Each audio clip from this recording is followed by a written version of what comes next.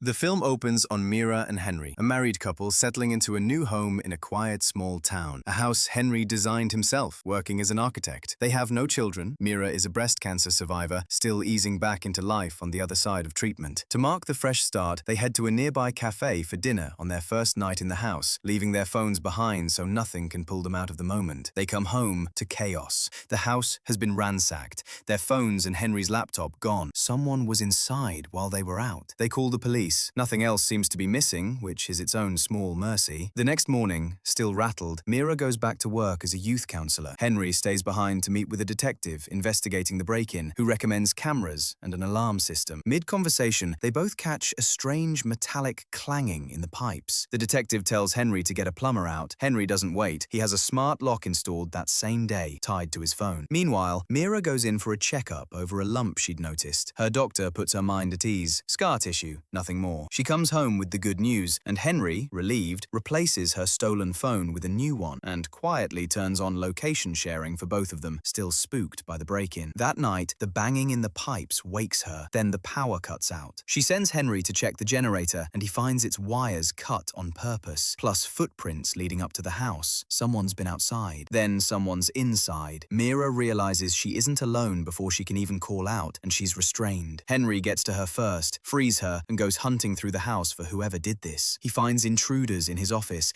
clearly searching for something, and grabs a gun he's kept hidden for exactly this kind of emergency. A second intruder blindsides him before he can use it, and it turns into a fight. Henry gets Mira out through the upper floor so she can run for help, but the intruders push past him and pin him down inside. From outside, all Mira hears is gunfire. She waits, not knowing what it means, until an injured intruder stumbles out calling for help, and Henry appears behind him. It's over. Mira is left shaken, less by the danger itself than by what it uncovered. Henry had a gun in the house the whole time and never told her. The next day, over coffee, they finally talk it through. She tells him plainly how much it hurts that he kept it from her. He apologizes, says he thought it might come down to exactly this. The gun's with the police now, part of the investigation. Not long after, the detective is back at their door. The case isn't finished with them yet. The next day, a detective updates Henry and Mira on what they've learned. The intruders came from Eagle Point, a struggling caravan community on the other side of town, though why they targeted this house specifically is still a mystery. Only one intruder survived, Dylan Cobb, now in a coma at St. Mary's. Investigators are pinning their hopes on him waking up. The detective also mentions a possibly related case, a young woman named Christine Cobb, Dylan's relative, who vanished about a month ago. If Dylan doesn't pull through, that case gets a lot harder to crack. That evening, Henry heads out to the supermarket for supplies and forgets his wallet. Mira calls, gets no answer, and drives after him to return it, only to watch him turn towards St. Mary's Hospital instead. The sight throws her off enough that she nearly rear-ends another car. By the time she's home, Henry's already back. She tells him about the near miss and that her car's now in the shop, then asks why he was headed to the hospital. He brushes it off. Wrong turn, he says. Just passed by it on the way back. The next day at work, Mira can't quite shake the break-in. It started bleeding into her focus. Stress, intrusive flashes of that night, hard to push down. Then the detective finds her as she's wrapping up. Dylan Cobb died in treatment. The timing lands hard. Henry, driving toward that same hospital that same night. She tells herself it could be nothing. It doesn't feel like nothing. Later, borrowing his car, she pulls up the GPS history. The last route leads straight to an address in Eagle Point, the intruder's own neighborhood. She goes there herself, tracks down the house tied to Dylan and the others. It's abandoned, clearly has been for a while. Inside, she finds an envelope from the construction project of her and Henry's own house. An odd enough connection that she pockets it. On her way out, a row of mailboxes catches her eye. A key she'd found earlier opens the one marked Cobb, and inside is a package holding a handycam addressed for delivery to the local police. Before she can look closer, a man from the neighborhood confronts her, insists he's seen her car around before, though she's certain this is her first time here. He snatches the handycam, convinced it might have him on tape, and handles it hard enough to damage it. He shoves it back into her hands and tells her not to come back. Home again, she tries to play the footage. It won't load. The device is too banged up. She orders a replacement handycam of the same model online, hoping it'll let her recover the files. Then she goes into Henry's office and lays the Eagle Point envelope next to their own house's construction paperwork. Side by side, the connection starts to look like more than coincidence. The closer Mira looks, the clearer it gets. The envelope really did come from their own house's construction, which raises an uncomfortable question. How much does Henry actually know about the break-in? She keeps digging digging through his office and turns up a flash drive full of construction photos. One face stops her cold. Dylan, not just an intruder, a former worker on their own house. She's still absorbed in the photos when Henry gets home with her repaired car. The light in his office gives her away before she can fully cover her tracks, and she slips out just ahead of him. Inside, Henry spots her phone on the desk, location sharing on, tracking him in real time. He mentions, almost in passing, that he'd turned it on for both of them after the break-in. Then he asks about Eagle Point. Why was she there? She keeps it vague. Needed air. Needed to think. He lets it go. That night, once he's asleep, she goes back to the flash drive. The pipes clang again. She ignores it. Deeper into the files, she finds a photo of Dylan with his daughter, Christine, the missing woman. The next morning, she heads to the police station, flash drive in hand, ready to turn it over, and stops short in the parking lot. The man from Eagle Point, the one who confronted her, is being arrested right there. Not knowing what it means or wanting to walk into it, she turns around and drives home with the drive still in her pocket. She can't sit on it anymore. She tells Henry she knows Dylan worked on their house, so he finally tells her everything. Money got tight during the build, tight enough that he cut corners, managed parts of the construction himself, brought on temp workers off the books, Dylan among them. Then he saw Dylan turn aggressive toward his own daughter on site and fired him on the spot. After that, Dylan came back with leverage. Irregularities in the construction he threatened to expose unless Henry paid him off. Henry paid for a while, then he stopped. In Henry's telling, that's the whole story. A fired, blackmailing worker with a grudge, using his daughter's disappearance as cover for what was really just revenge. It's enough for Mira. The explanation fits, the fear eases, and for the first time in weeks, something like trust starts creeping back in. A few days later, her replacement handycam arrives. That same evening, they throw a small housewarming. Friends, neighbors, wine, the whole thing. Mira's in the kitchen doing dishes when a news report catches her eye. The Eagle Point man, the one arrested, had nothing to do with Christine's disappearance after all. That's all it takes to unravel everything again. Quietly, she swaps the damaged handycam's memory card into the new device. This time, the footage plays. It's Dylan. He says he never broke in for revenge. He was looking for his daughter. Before Christine disappeared, she'd been to the construction site, and he'd noticed the way Henry looked at her. When she vanished, Henry was the first person he suspected. The footage explains the first break-in, too. Dylan had gotten in with his dog, and the dog wouldn't stop barking near Henry's office, like it knew there was something in that room worth finding. The footage barely finishes before Mira is in Henry's office, pulling out the blueprints, needing to know if any of it is real. And there it is, a space behind one of the office walls that shouldn't exist. She searches the room until she finds it, a button hidden behind a storage box. She presses it, and a door slides open, quiet and practiced, like it's done this before, down a narrow staircase into a room she never knew was under her own house. She flips the lights on and stops cold. A young woman, restrained, chained near the pipes, the source of every metallic clang that's been rattling through the house for weeks. It's Christine. Christine jolts awake, terrified. Mira drops her voice, tries to steady her, begs her to stay quiet. Henry can't hear this. She turns around. Henry's already in the doorway. There's no version of this that isn't true anymore. She goes for her phone. He's faster, overpowers her before she gets the call out, and when she comes to, she's tied up in the same room next to Christine. Then he tells her why. He'd become fixated on having a child, a fixation that only grew once he understood how much harder her illness had made that possibility. He didn't accept it. He built something else instead, piece by piece, and none of it good. He leaves them there and goes back upstairs, back to the party, and tells the guests Mira isn't feeling well, that she's gone to lie down. They believe him, they leave. Below, Mira works her hands free and gets to Christine. They're out of the restraints when Henry comes back down and finds the room empty. They're under the stairs, close to slipping out clean when he catches on. He doesn't chase them first. He pulls out his phone and locks every door in the house through the smart system he installed for their safety. Now there's nowhere to go. He finds them before they find a way out. In the struggle, Mira goes down hard into a cabinet and everything goes dark for a moment. When it doesn't, Henry's already dragging Christine back toward the basement. Mira comes to. She doesn't stop to think, grabs the nearest heavy thing, a small clock off a table, and runs. She catches him just before he can finish what he started and brings the clock down. It's enough. It's over. Mira and Christine make it out of the house together. By the end, Mira's not looking back. The house goes up for sale, her things get packed, and she walks into whatever comes next, done with all of it.